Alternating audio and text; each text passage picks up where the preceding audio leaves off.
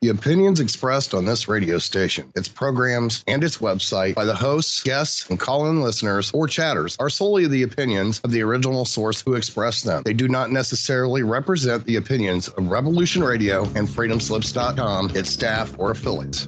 You're listening to Revolution Radio, FreedomSlips.com, 100% listener-supported radio, and now we return you to your host.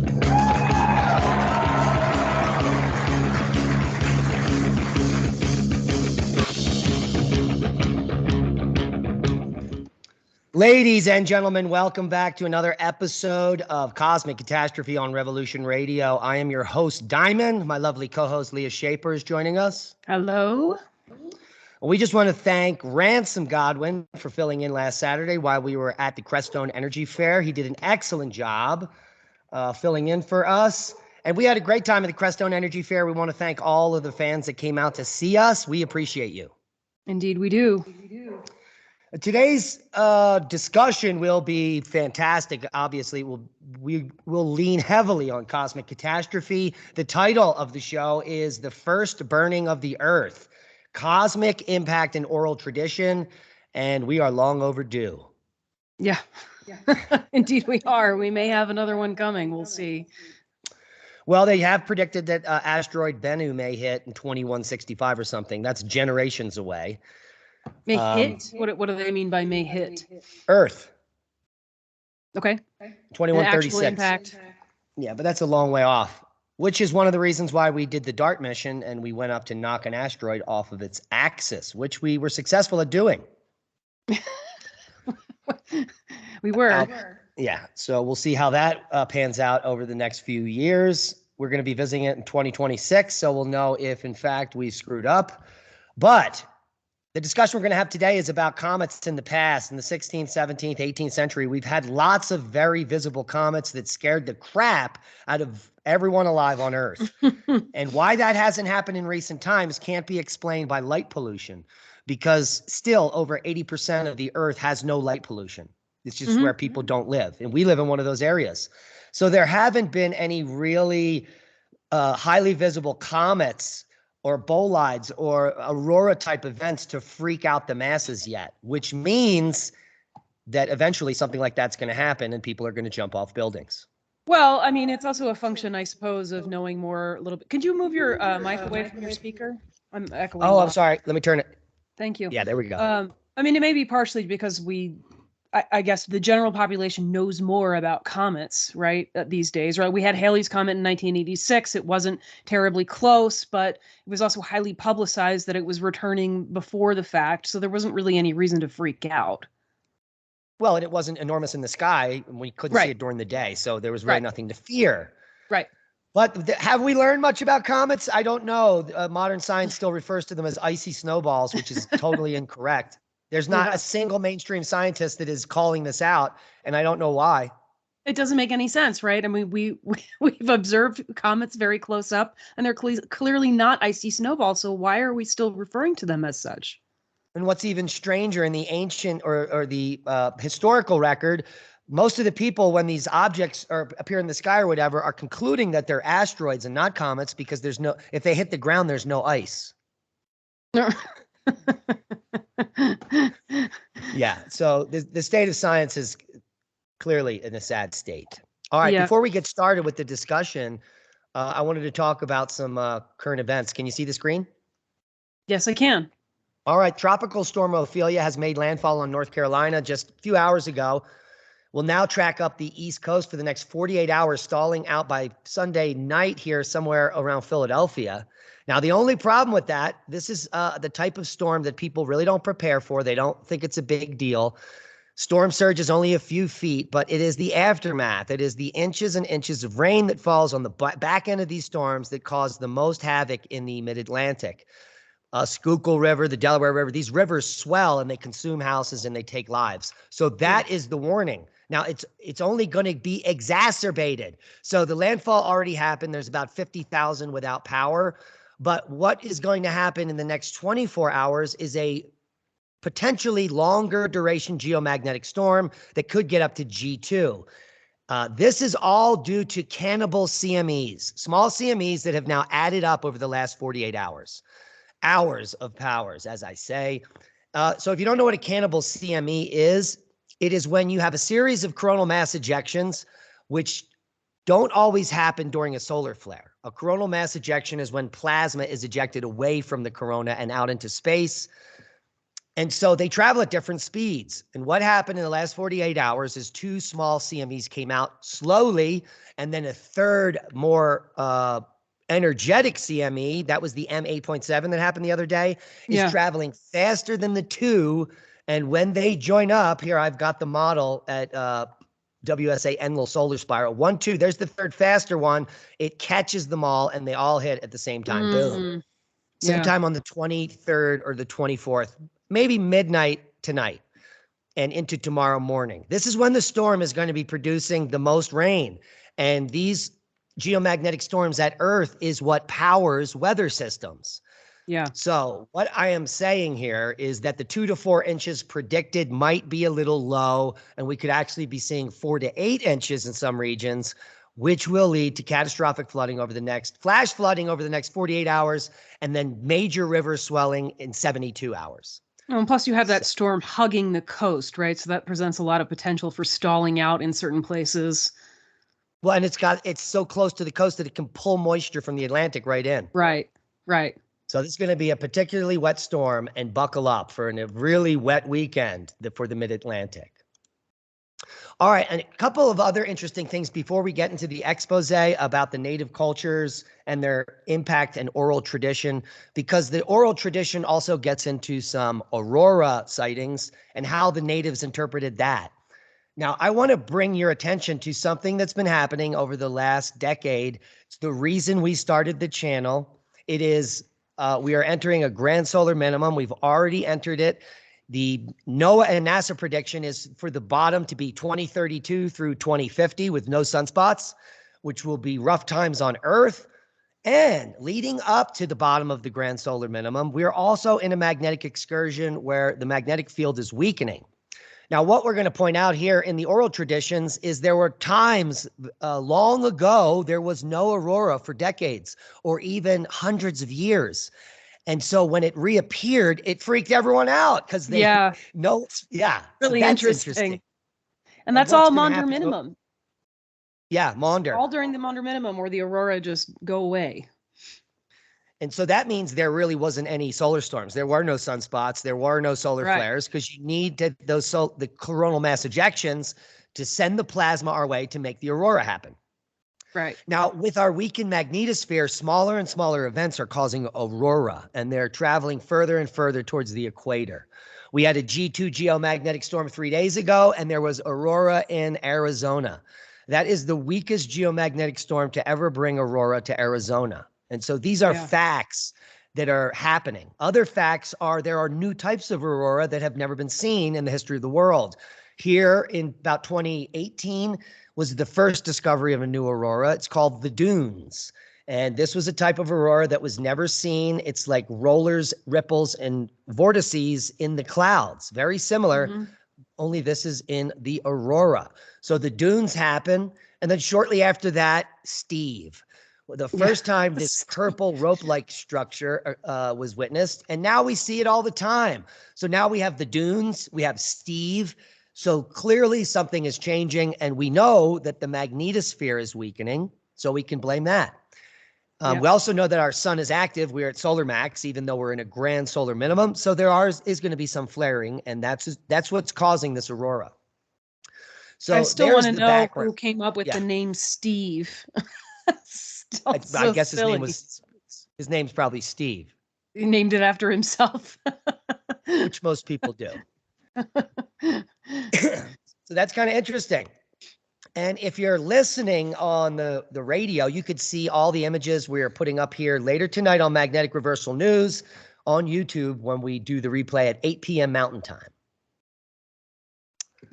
There's Steve, another shot. All right, so to get us up to speed with what we're about to talk about, which is the historical record and oral tradition from Native American cultures about bolides and comets and aurora. what we want to do is get up to speed on the magnetic field of Earth. So I have up here a graph of the dipole moment for the last 10,000 years, which brings us out of the Younger Dryas magnetic excursion. Here on the left side, we come up. The field strength stays relatively low for about 3,000 years. And then we get into the warming, which is recent, the Roman and the medieval warming, all when the magnetic field is quite strong. And in the last 1,000 years, we can see a marked drop down. And then in the last 300 or 400 years, we could see an exponential dropping off, which is indicative of a magnetic excursion, which we are now entering. Clearly. So, you like the good graphic, isn't it? Yeah, no, that's a great graph. That's very helpful. So if you don't think we're in a magnetic excursion, we are. And an excursion at a level that we haven't been at in thousands of years. At least 12,000, and it appears as if this one will exceed that and maybe be more equivalent to something like an extinction event like the Lachamp. Yeah. Our VADM is already at 4, and the Younger Dryas event only went to 3, and we should exceed that. I would think we could go down to 2, which is similar to the Lachamp, but that's not going to happen for decades. Yeah, we will know because we'll be measuring it. We get the measurements every 5 years or so, and there are other people that are taking data points. So it's not a rapid thing. It's not going to happen. You wake up tomorrow and there's an ice age like the day after tomorrow. We are witnessing the changes now with the eruption of Hunga Tonga, the increased moisture in the atmosphere, this record flooding, killing people all over. Basically, we are repeating the mud floods of days of yore. Yeah, and we haven't seen anything yet because these types of events can increase in magnitude 2, 3, 4 times. So like the flooding that has happened in the Middle East, that could be at greater scales in the near future. Yeah. And we know this from historical context and from the Maunder Minimum and the Dalton Minimum and historical text. What happens? There's famines, there's riots, there's crop failures, there's snows in the summer that destroy everything and people lose their minds. It's darker than usual because there's increased cloud cover. That makes people squirrely. So imagine it being gray and gloomy out for years and everyone's starving. That sounds like an amazing time. Are you there? You just froze up. Oh, I'm here. And that is a great segue to our paper, The First Burning of the Earth and Halley's Comet. Now, I read all 27 or so pages. I thought this is a preprint. It is put together horribly. It has very little flow, and it's like a disjunct bunch of napkins from a drunken discussion at a bar. Yeah, I'm kind of with you on that. I mean, there's a lot of introductory material in this paper about the documentation. You're freezing up. Oh, well, I'm here. Can you hear me? Yeah, try it again. Still freezing. So there's a lot of introductory material here, discussing the documentation or lack thereof of potential comets or meteorites in Native American culture. It's a little wishy-washy and all over the place.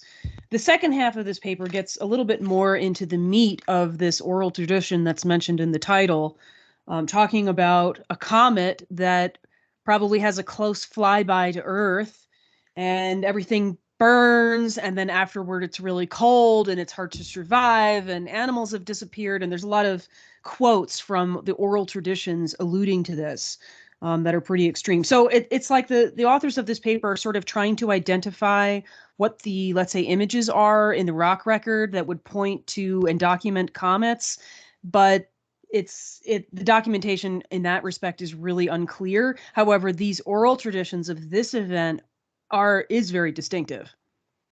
Yes, indeed. Now I'm going to read a little bit of the abstract. I'm going to give us a little background on who these native cultures we're talking about are, and then we can dive into it. I've got some bookmarks on some interesting quotes and traditions that we can get into that could last definitely the next hour. There's a lot in this. But before the break, I want to go over some of the more recent comets and some of the artwork and pictures that we have of comets in the last few hundred years. before we dive into maybe some of the more ancient stuff, or even to get into the Aurora stuff from the Maunder Minimum, or lack thereof. Yeah. So, did the distant ancestors of the Anishinaabe, I think, witness a catastrophic? Do you know the pronunciation? I don't know the correct pronunciation. No. Anishinaabe. Did they witness a catastrophic cosmic impact? The memory preserved in oral tradition as the first burning of the earth could be testimony to this. Was the object that impacted the earth, according to the Ojibwe elders, Halley's Comet? That's interesting that they allude to that. And what's also, I think, interesting in the paper is that they say with certainty that if a comet were to hit Earth, it wouldn't come back anymore. Yeah. Did you? Yeah. And I don't think I agree with that. Well, there's a lot of quotes in this paper that actually refer to that the comets do come back in some way, like in the oral tradition. So I don't really understand why they're saying that here. Yeah. Okay. Did the impact usher in the climate collapse of the Younger Dryas 12,900 years ago? Well, we've done studies on that, and we both believe that there were many impactors that hit the ice sheet in other places, which subsequently caused the ice sheet to shatter and blow apart and become even more impactors. In fact, millions of them hit the earth and formed the Carolina Bays. Yeah. Yeah. So that's kind of interesting. Was the event recorded in the rock art? Now, the rock art in question, let's just run through some of this. So this is the region that we're talking about. And let me see, where is it? All right, here. Nope. Yeah, the Anishinaabe, I think it's Anishinaabe because there's two A's, or Ojibwe. Now, our friend is Ojibwe, the one that painted our painting there. Yeah. Yep. And so these are mostly Canadian natives up through Ontario, Manitoba, Saskatchewan, down through the Americas here, the Dakotas, Minnesota, and basically they're Great Lakes and Northern region natives. And if I understand correctly, and I may be wrong about this, but that the Anishinaabe here would be related to the Algonquin? Because I'm also seeing maps that... because they're occupying the same region, so they're either factions or directly related. Right. And the Algonquins came all the way down into the Americas down here towards in the colonies. Yeah. Yeah. So they're either trading with them or intermingling, or it's hard to separate cultures like this because they're living all over. Yeah.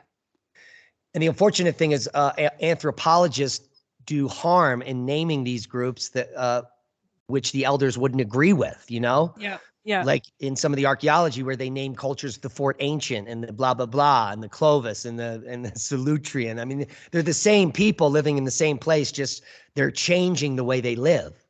Right, right. For the most part. Right. So here it says the Anishinaabe, and there's other variants, the Anishinaabe, the Anisinabe, the Nishinaabe, the Nishinab, and the Anishinabek. It's a group of culturally, linguistically related First Nations that live both in Canada and the U.S., concentrated around the Great Lakes. So basically what we just told you. Mm-hmm. Off button. There we go. All right, so let's move on to more of the abstract here. The Anishinaabe had a cultural hero, Nanabush, which interestingly enough was gender fluid. Where did you get that? I have some of the oral tradition of Nanabosho. Okay, all right. Who is also Nanabush, the sacred teacher and trickster. All these links will be below the video. Don't have much time to get into it, but this is Nanabush, which basically looks like a dude here holding maybe a club, and he has two giant antennae or something coming out of his head. Very bizarre. Definitely an anthropomorph and could be related to the stick man, perhaps, or the Peratt instability. What are your thoughts? Right. That's quite possible. I mean, we can get a little bit more into this particular character that's viewed as like a cultural hero. And if you look at the panels where this Nananobo or what is it called? Nanabush. Nanabush. Nanabush or Nanaboso, there are other anthropomorphs that are clearly animals. And then they have these interesting stars. We're going to get into that. They're claiming these could be stars or comets, or this up here could be the comet. But clearly they know how to draw a caribou, a snake, and things we can tell. So it leads to question, what is this thing? What is this? Right. Well, I mean, to me, it just suggests right off the bat, obviously, that this is a mystical figure, right? This is not a regular human in some way. And how he gets his characteristics of these antennae is the question.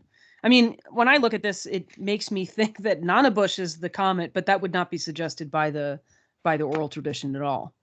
You know, those antennae make me think of like the tail of a comet. Yeah, and you can have two tails. Certainly. Right. All right, I'm going to turn my video back off because I turned it back on and you started to go a little crackly. Huh, funny. All right, let's finish this abstract, at least before the break here. Now, so we just talked about the Anishinaabe cultural hero Nanabush. Do you have a quick synopsis of the tradition? Oh, not offhand. I can look for one while you talk, though. Okay. Nanabush's reconstruction, renewal, and repopulation of the earth following a deluge or great flood is the basis of the story.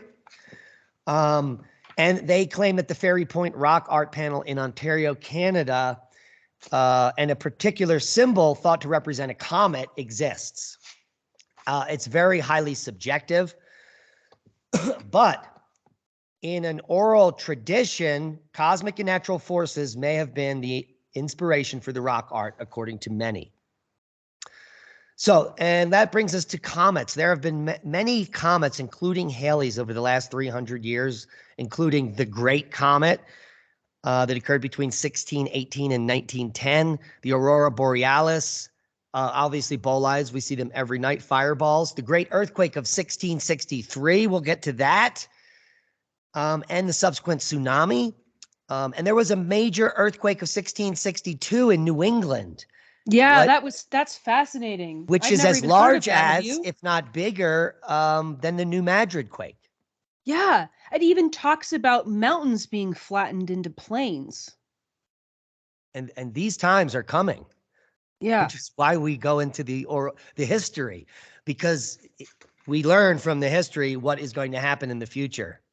Yeah. So do you want to hear about Nanabush a little bit? Yeah. So this isn't really thorough, but so as I mentioned, considered like a cultural hero of this story, the first burning of the earth. And Nanabush is the universal uncle of the Anishinaabe. I don't know what that is. He is sometimes said to be from the morning star. So maybe that explains the image, the anthropomorph image with the sort of antennae coming out, because he kind of looks like a star. Other times born of a virgin woman impregnated by the west wind. And then you just had some material up talking about how this is kind of the figure that ushers in the reconstruction of life on Earth, I guess, after this catastrophe of a comet coming by and it getting very cold and becoming difficult to survive. It says Nanabush's reconstruction, renewal, and repopulation of the earth following a deluge or a great flood. Right. Now, obviously, if a large object or impactor were to hit the earth, the probability of it hitting the ocean is the highest. The earth is mostly covered by ocean. Mm-hmm. So the most devastating part of the catastrophe is not going to be the spectacular light in the sky. It is going to be the tsunami that kills everyone. The deluge or the flood will be remembered. It won't be the pretty thing that's coming in. It's the horrible thing that happens when it hits the ocean. Well, it's also the burning of the earth, according to this story. Right. And so if you did have a comet or a large enough bolide or asteroid, when it entered the atmosphere, it would burn up. And if it broke apart into pieces, those burning pieces could separate, like all similar to the Younger Dryas event, the black mats, the burning of all the boreal forests in North America. That had to happen due to a cosmic impact. Yes. Not volcanism, not leftist pyros. Right. Yeah, and it's funny too, because when you read this paper, there's almost a complaint about the lack of distinction in the oral tradition or other documentation. There's a lack of distinction between, comets versus bolides versus asteroids. But when you think about it, like, why would there be? Like, what? If you don't have the Western science framework that separates all of these objects, like you're on Earth and all you know is that there's this object coming to Earth, and it's maybe there's an impact, a close approach, burning, flooding afterwards. Like, why would you make a distinction from one object to the other? Yes, and it's happened in the past, and it's embedded in our DNA. And we'll be right back.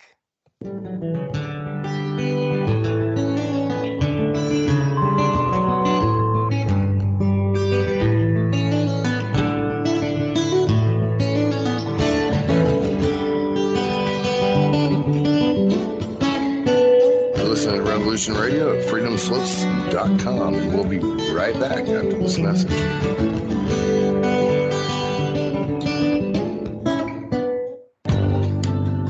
Who owns you? If you're not in control, then someone else is. Join me, Ivy West, for Voices on the Wind, Saturday. I discuss government, health, metaphysics, suppressed science, universal mysteries, little-known incredible facts, alternative energies, and even more than you can imagine. Won't you join us on Revolution Radio Saturdays for Voices on the Wind with me, Ivy West. There are lives in the balance, people under fire, children at the cannons. Because if your head's in the sand, your tail is a target. Thank you for listening to Revolution Radio at freedomslips.com, the #1 listener-supported radio station on the internet. Please help support this station so this battle can continue forward. Revolution Radio!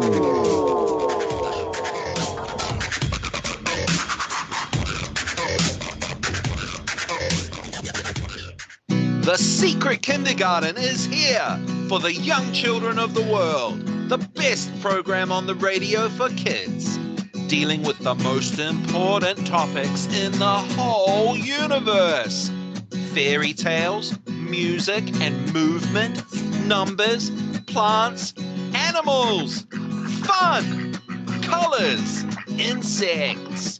Take care and cast your ears out to catch a story from the world of other young things. Reach out, up, under, and over. Sing a song. Talk about feelings. Just remember the magic word. The magic word is no. Step on into the Secret Kindergarten. Saturdays, 1 p.m. to 3 p.m. Eastern Time, right here on Revolution Radio.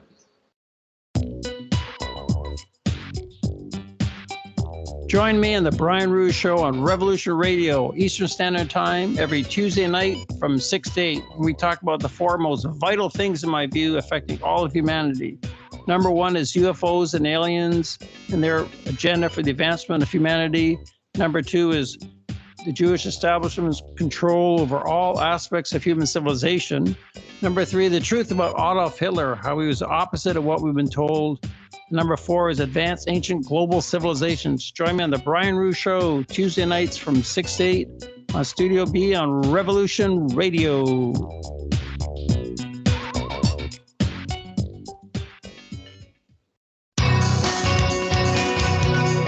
Thank you for listening to Revolution Radio at freedomslips.com. Any commercial advertising you may hear in this program is of the sole discretion and benefit of the host of whose program you are listening to. Revolution Radio does not endorse any commercial products, nor does it accept monetary compensation for on-air advertising of commercial products, nor will it ever. We are and shall remain 100% listener supported. Any product advertising on this program are considered used at higher risk, and Revolution Radio shall not be held liable for any claims or damages received from any product advertised within this program. Revolution Radio, where information never sleeps.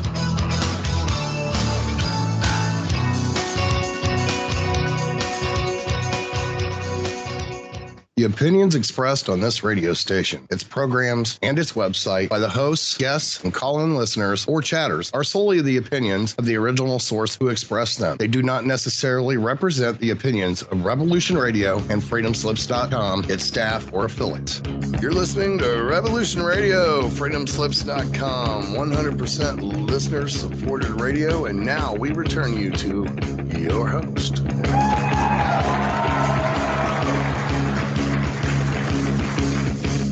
And the crowd goes wild, ladies and gentlemen.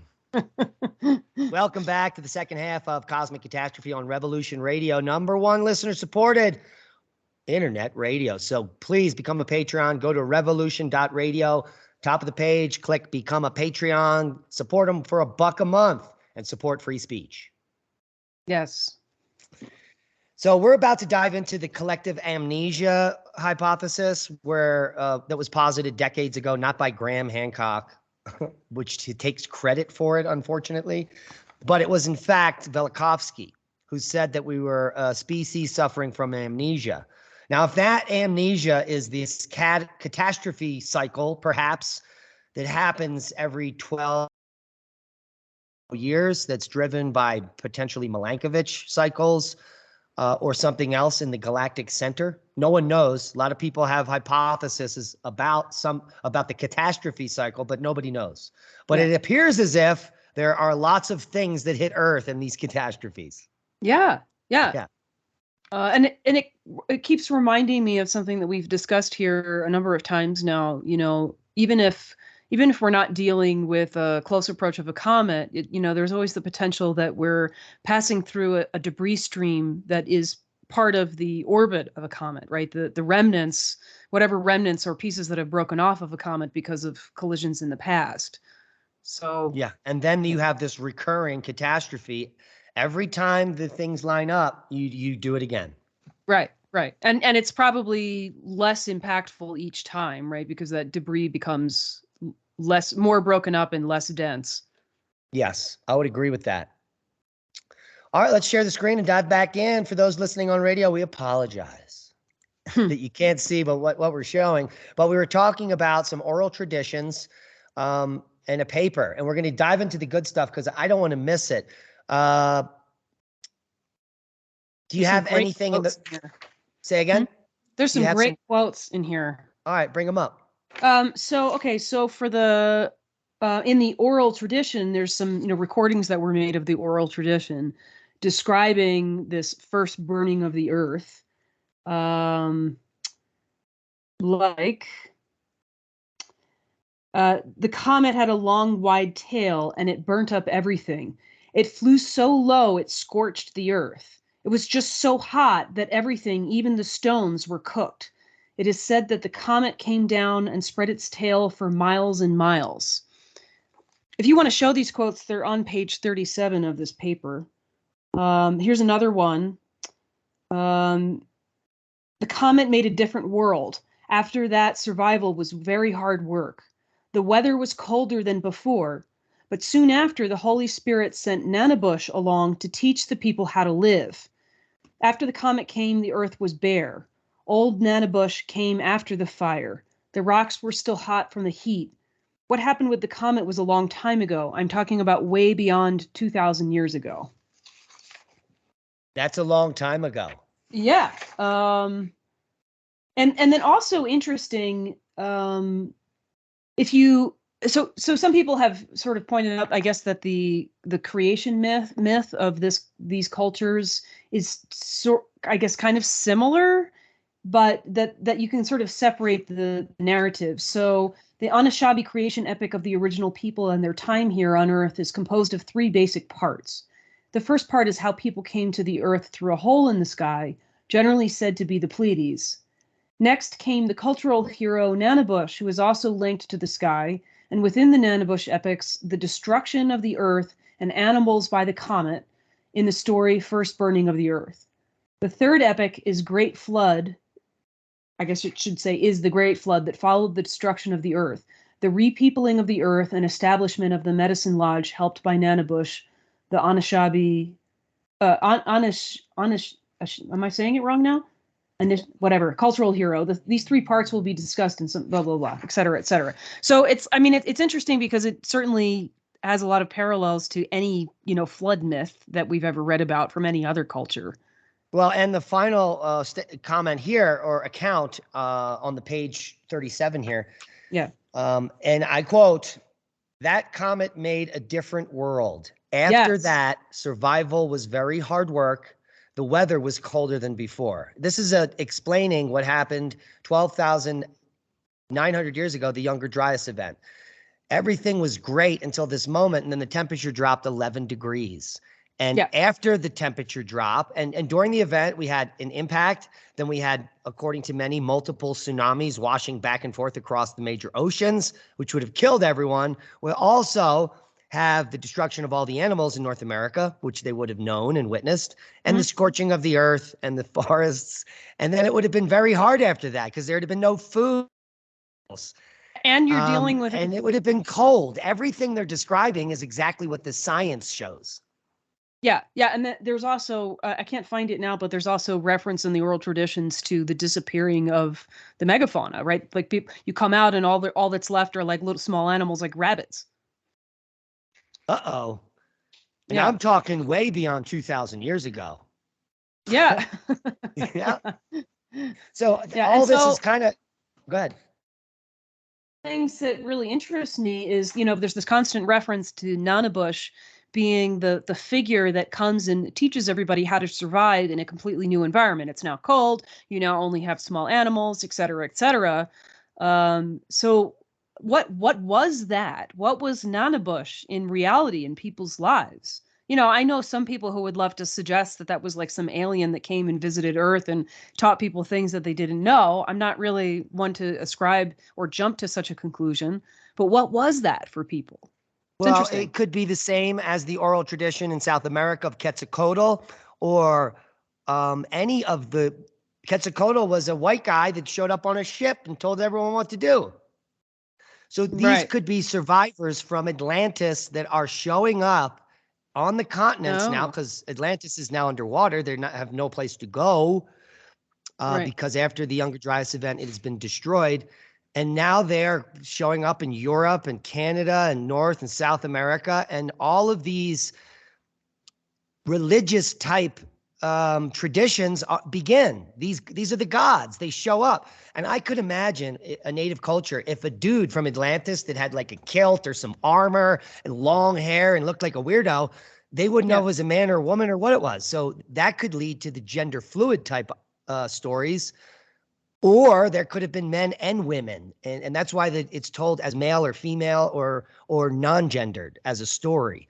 These could be the survivors from Atlantis showing up and blowing the minds of these native cultures. Right. Yeah, that's possible. They all have similar stories. I mean, I suppose it could also be something a bit more mythical than that, right? Like almost akin to, let's say, the idea of simply just of having faith in God, right? That you will kind of learn your way as long as you have this faith. And so then you have this sort of mythical figure to represent that can carry you through these difficult times, right? Because you see that again and again in historical record of people surviving difficult times. There's a focus on a mythical figure that sort of helps people get by. But so it could be literal, it could be figurative. Maybe it's a combination of both. Yeah, I think, it always is a combination of something. Sure. Let's talk about the lack of aurora in recent history. Here we have a picture up here of the Great Comet of 1680. There's very famous paintings of that. We really haven't had a comet like this in recent memory, and they happen every several hundred years. So we're long overdue for a fantastic comet in the near future. Now, what does that mean? Does that mean we're also overdue for an impact? I believe we are. There hasn't been a major impact for at least 6,000 years. Right. I'm talking empire ending. Right. And that impact might have been the account of the flood of Noah. Yeah. Absolutely. So history is helping us out decipher the future here. Yeah. What's interesting is There was little aurora from 1645 to 1715. That's the Maunder minimum. Mm-hmm. And during, go ahead. And right prior to that, what is it? It's like 1662 to 16. No, I'm sorry. I'm thinking of the summer of 1662. People in Canada were freaked out because the aurora suddenly showed up. Right. And then also these earthquakes, like this earthquake that we talked about earlier, that apparently shook we'll tie that the Northeast. Yeah. In a second here. First, I want to. Where is it? All right, blazing serpents intertwined in the form of a caduceus flying through midair, born of wings of flame. This is a quote from 1883. Now, what people were seeing and Father Lallement described was actually the aurora, causing great fear, panic, and foreboding. It was something rarely seen during the last half of the 17th century, due to the effects of the Maunder minimum, which was no sunspots. And then all of a sudden there must have been a sunspot and a CME, and then boom. People hadn't seen aurora for generations, and then they're freaked out. So this is quite interesting because this is right before the time frame where there is no more aurora again for decades, for 60 years or so. Yeah. So back in the day when the magnetic field strength was high and there were no sunspots, we had no aurora. Kind of interesting. Yeah. And when it did show up, people were freaked out. Yeah. It's funny because I was thinking initially during the Maunder minimum, because you would presume that the magnetic field would have been weak in this time, right? Because of lack of solar activity. And yet there's no aurora, which sometimes means more aurora. I mean, we're experiencing that right now. Our magnetic field is weak and we have more aurora than we have in the last couple of decades. But obviously there was so little solar activity that there was no reason for an aurora. And the people back in these days were not that smart, right? Everything was fear God. It says right here, superstition and fear were constants, prompted by religious fervor. Erdos explains every phenomenon of nature filled them with fear. I would argue, rather than suggesting that people were unintelligent, it was just ignorant, right? A lack of knowledge.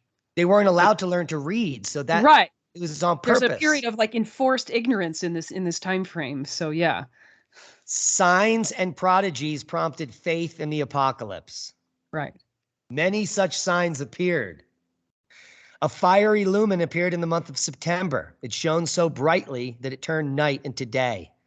It vanished at cock's crow, but whether this light came from God or from the devil, the people did not know. Yeah.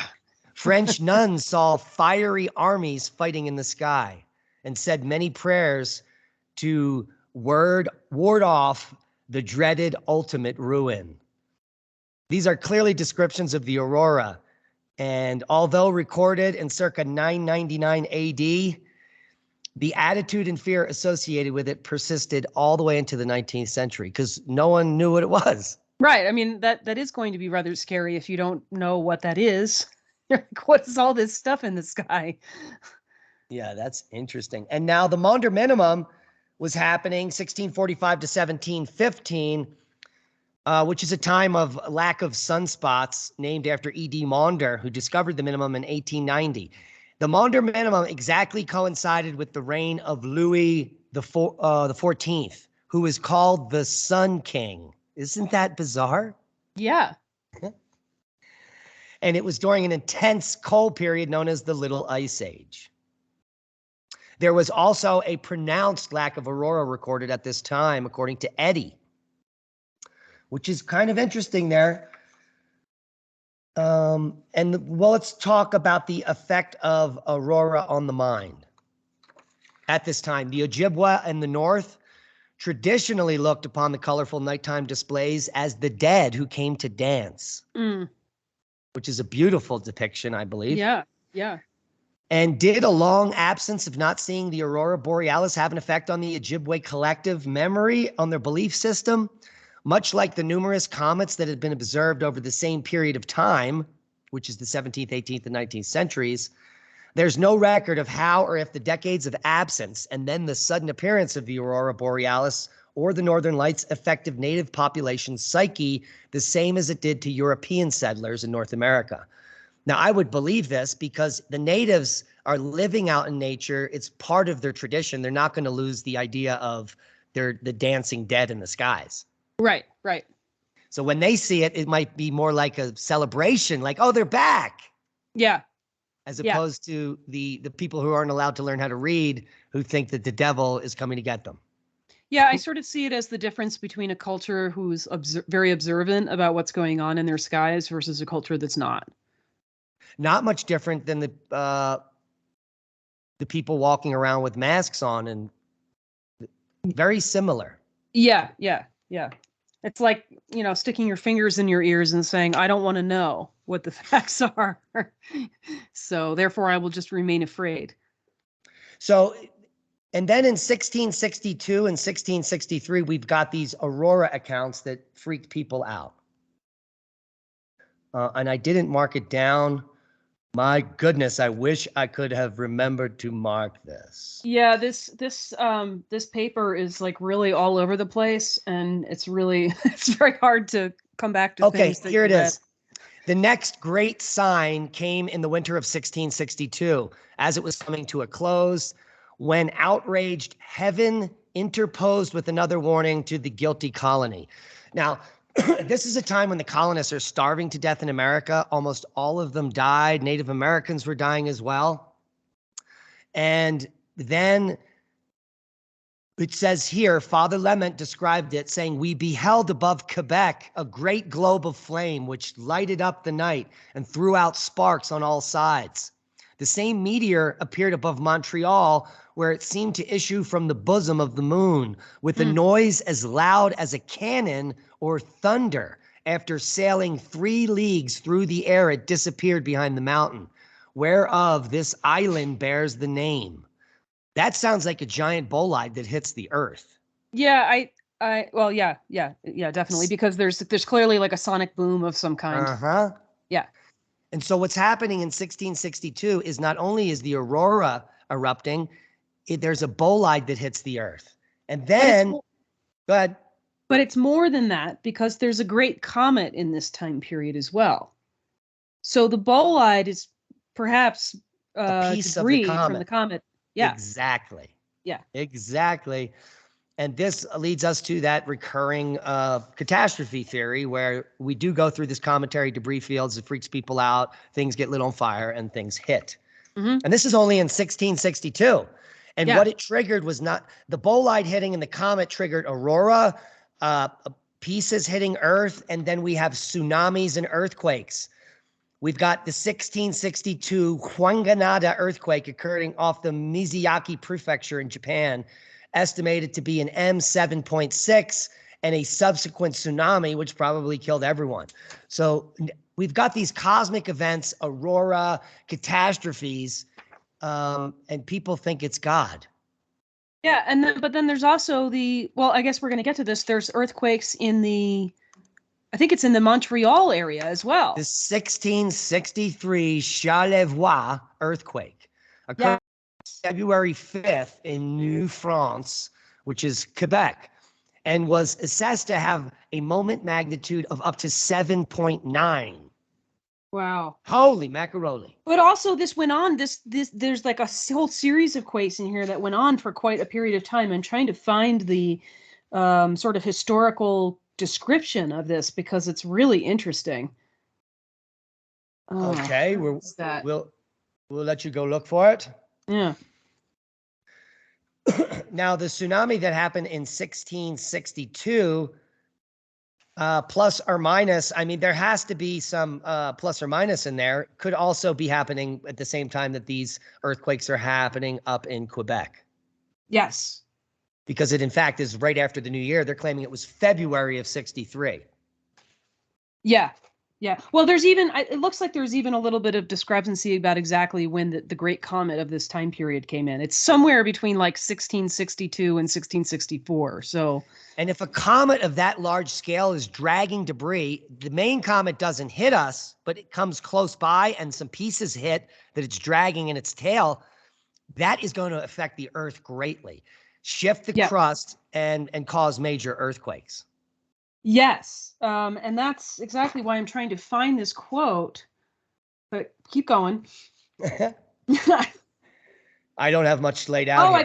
I got it. Here we go.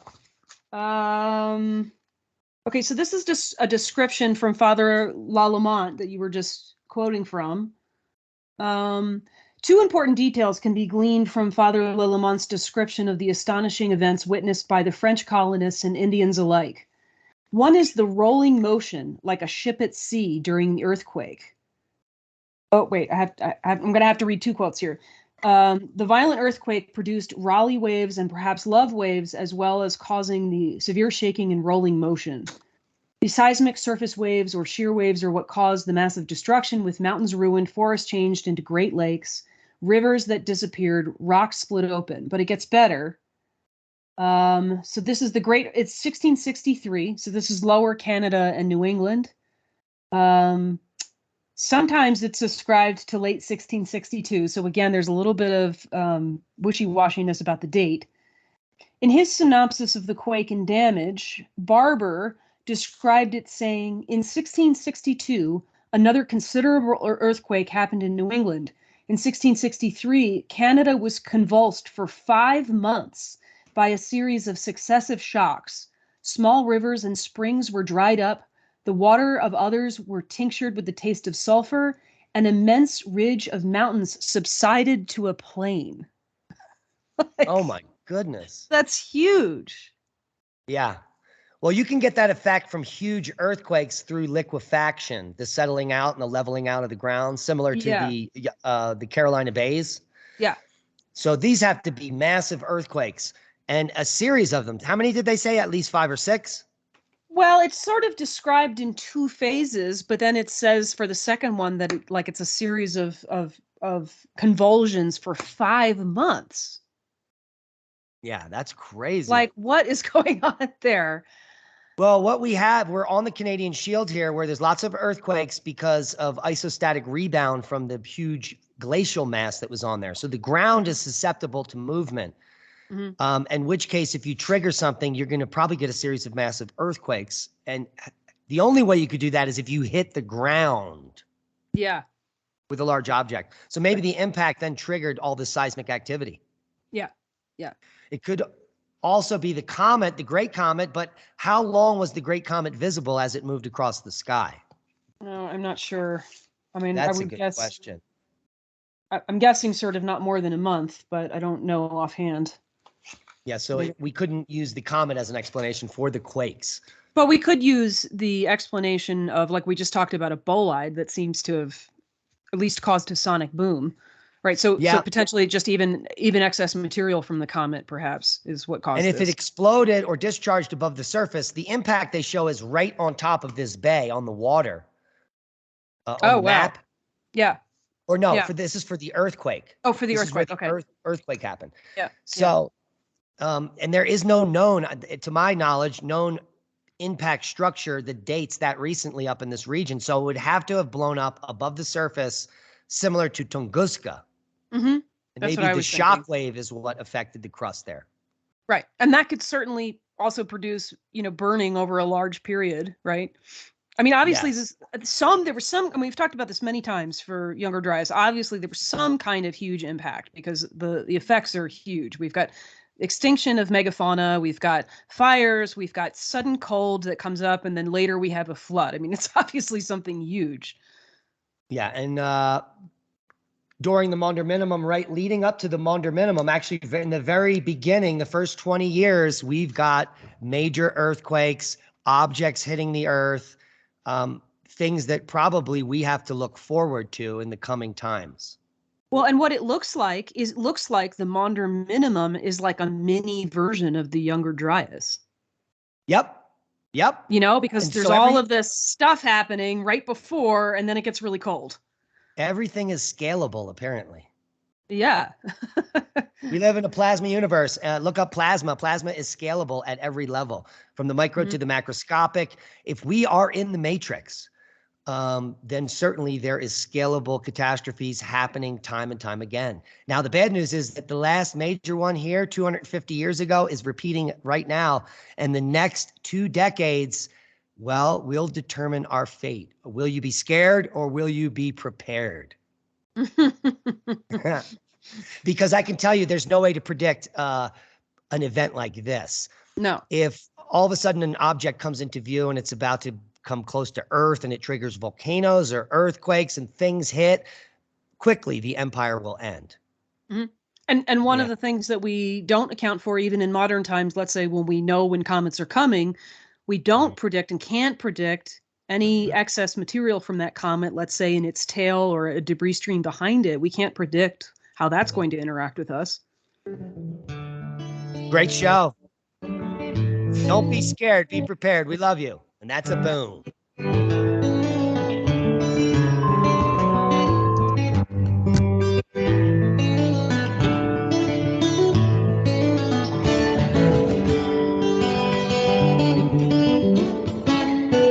Listen to Revolution Radio at freedomslips.com. And we'll be right back after this message.